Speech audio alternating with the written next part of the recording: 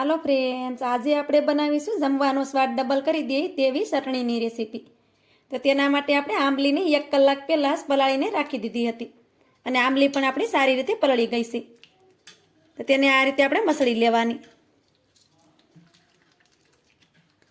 આ ચટણી છે તે ખાવામાં ખૂબ જ ટેસ્ટી લાગે છે.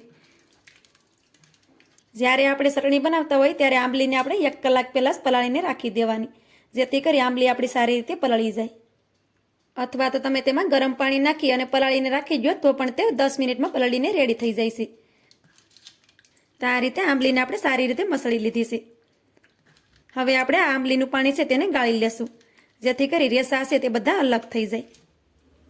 આપણે આ એક વાસણ લઈ લીધું છે, તેની ઉપર આ રીતે ગળણી રાખી દેવાની અને આંબલીનું પાણી છે તેને ગાળી લેવાનું છે. આ રીતે પાણીને ગાળી લેવાનું, જેથી કરી રેસા હોય તે બધા અલગ થઈ જાય. આ ચટણી ખાવામાં ખૂબ જ ટેસ્ટી લાગે છે.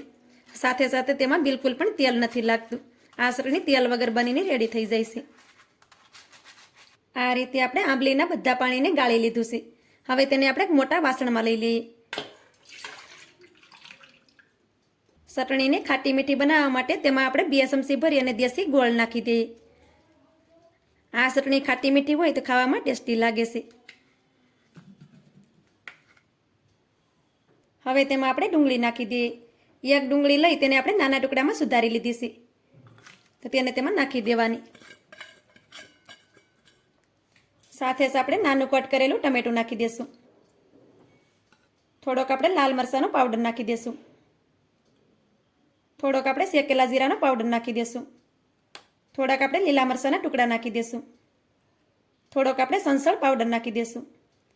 તેનાથી ચટણી છે તે ખાવામાં એકદમ ટેસ્ટી લાગશે. થોડુંક આપણે મીઠું નાખી દઈએ. હવે તેમાં આપણે બાફેલા બટેટાના ટુકડા નાખી દઈએ.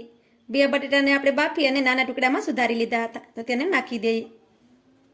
તેની સાથે આપણે લીલા ધાણા પણ નાખી દઈશું.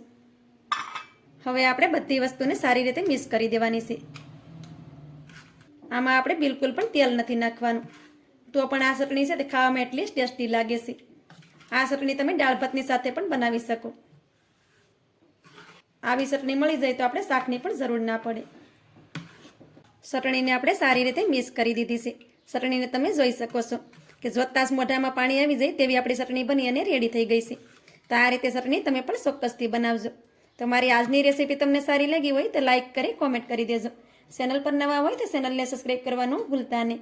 તો મળીએ એક આવી જ નવી રેસીપીની સાથે. ત્યાં સુધી બધાને જય માતાજી.